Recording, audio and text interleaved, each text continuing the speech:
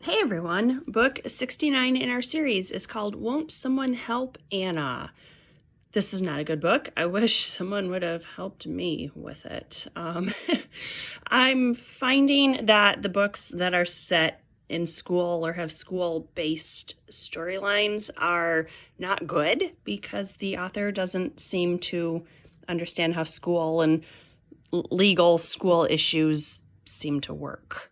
So this one, for whatever reason, I have a hardcover copy, and this is the only book in the entire series that I have a hardcover. It is not an ex-library copy. I don't know why it was bound this way or where I got it. It's a mystery there. Honestly, that's a better mystery than this is a story. So on the front cover, in the burgundy, we have Cami Adams, who has been mentioned here and there. She doesn't really have a personality or friends or anything. She's just a body.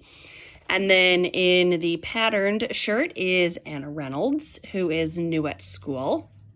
The twin, probably Elizabeth, just based on the hair and the lack of purple. No idea who the boy is, but I do like this cover because the kids actually look their age. So the big problem here is that Anna is new to school, and Anna has a hearing condition. She is almost fully deaf, and she can read lips. She will spend half of the day at Sweet Valley and the other half of the day at a special school, whatever that means. I mean, by all, I don't know what metrics, is that the word we want to use? She seems to be doing well in Sweet Valley. Her classes are mostly going fine.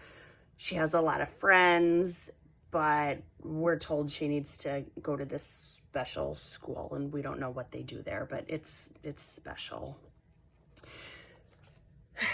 I'm gonna be reading a lot because this book is just terrible, terrible, terrible. So we do find out why their stories connect, and we learn that Cami's parents both are deaf, and she has been trying to hide this from everyone. I don't know why. But then we realize that Anna isn't hiding it. She almost, I don't know if proud is the right word, but she's definitely not trying to hide it. She has friends over. She shows off the phone and how, what is it, the TTD, basically the closed captioning works. She shows them closed caption on the phone, on the TV. They're all amazed. And this book really comes across as a public service announcement that students who are deaf, they're just like us. And it was very heavy-handed. I did not like it. Towards the end of the book, we find out that Anna has not been doing well in all of her classes because she primarily uses lip reading, but some of the teachers aren't doing that. They're just talking with their backs to the kids, which is not good practice when you're working with students of any age, especially middle schoolers. And the solution is that Cami will, because Cami can hear, and she also knows sign language from her parents. And the solution is that Cami will translate everything to sign language for Anna.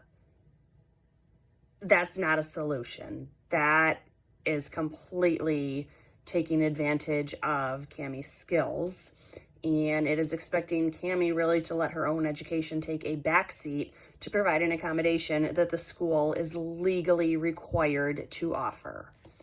So there are a couple points that are kind of funny and a couple points that made me want to throw this book across the room. So 31, this is kind of funny. This is Jessica. Very funny, Elizabeth. We were just worried about Anna not fitting in. Elizabeth, have you given her a chance? Jessica, come on, Elizabeth. I don't have to make friends with every misfit in school. Everybody knows that's your job. So I thought that was one of the funnier parts of this book. It's like they're finally getting the memo of what the readers actually think about the twins, and they're poking fun at them, so I liked that too. 32, the unicorns are at Casey's. Lila, I don't see why we have to come. Jessica, because I may need moral support. I've never talked to a deaf person before. Ellen, Mary Wallace sits next to Anna in science. She said she's really nice. Jessica, Mary's just like Elizabeth. Always looking on the bright side. Lila, I hate it when people do that. So I did like that they're kind of making fun of themselves, and it's about time. Although, isn't Mary in 7th grade? If so, why is she taking a 6th grade science class? These authors clearly either don't know or don't remember how school works, but middle school do not do mixed grade classes. Occasionally you'll get that in high school. It is not a middle school thing. So I have here page 98. What did I want to read on page 98? This is Anna and Elizabeth, of course. Oh, and Amy. Amy, it's just a grammar quiz. Don't worry about Anna. If you want, we could all help study together for the next one. Anna, it wouldn't help. Nothing will. Elizabeth, lots of people hate grammar. Anna, you don't understand. Or I guess I should say, I don't understand. Elizabeth, what do you mean? Anna, I can't follow any of my teachers. I'll be lip reading just fine, but then they'll turn around to write on the board or something, and I'll completely lose track of what's going on. Amy, maybe if you talk to them and explained that you're having trouble. Anna, I've tried. My parents called Mr. Clark too. He reminded all the teachers to be careful when they're lecturing, but I guess it's hard to break old habits. And again, these teachers don't have the option. When children have an IEP or any accommodations, whether it's IEP, 504, special ed, the teachers are legally required to offer these accommodations. They cannot say, oh, I didn't feel like it, or, oh, that's not how my classroom works. You don't get the choice. Families can and have sued schools and individual teachers over failing to provide their children's accommodations. This book makes me angry. 111, Stephen's cutting the grass. Stephen! Jessica yelled over the noise of the mower. She stood in front of him and waved her arms, but Stephen just motioned for her to get out of the way. Finally, in frustration, Jessica reached over and pulled the lever that turned the mower off. The engine sputtered and died. What kind of lawnmower is this?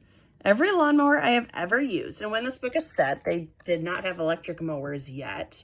So it was gas-powered, which has the little latchy thing on the cord that you pull.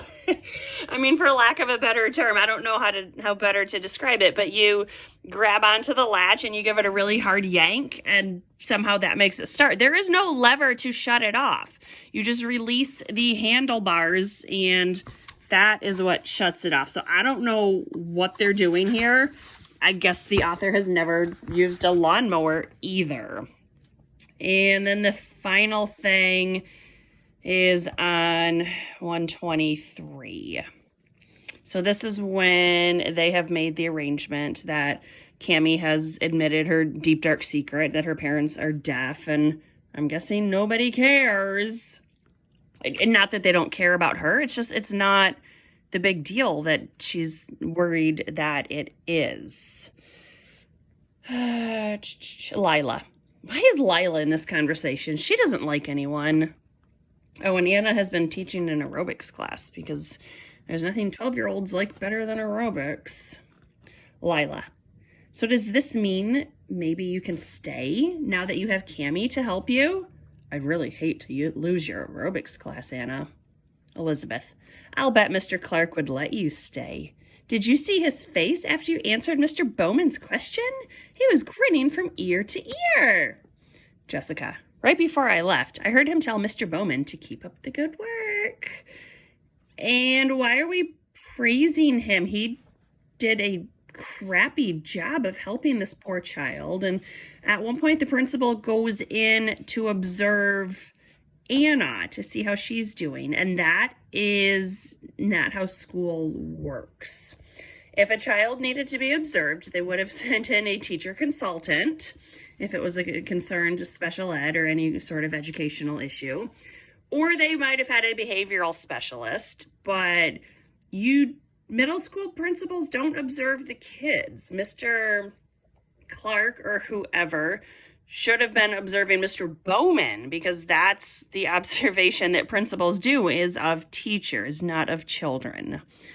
This book was wretched. I hated it. If I was not collecting the entire series, I would not keep this book. It's not worth a second read. It was not worth a first read. The next book is equally ridiculous. It's called Psychic Sisters, and I've read that one before. It's stupid. But at least it's stupid in a funny way. This one was just stupid in a neglectful sort of way. I did not like it. I do not recommend it. I would skip straight over this one when you're reading the series. So this was book 69, Won't Someone Help Anna? And really, she had all the paperwork to be getting that help from day one. It's just the principal and the teachers in Sweet Valley are a bunch of negligent jerks. So thanks for watching. Bye.